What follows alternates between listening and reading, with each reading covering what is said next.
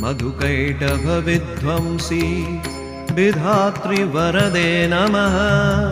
रूपं देहि जयं देहि यशो देहि द्विषो जहि। महिषासुरनिर्णाशी भक्तानां सुखदे नमः।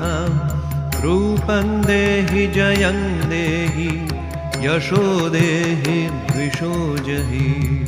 धूम्रनेत्रवधे देवी धर्मकामार्थदायिनी। रूपं देहि जयं देहि यशो देहि द्विषो जहि।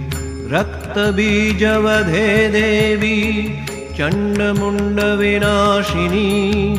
रूपं देहि जयं देहि यशो देहि द्विषो जहि।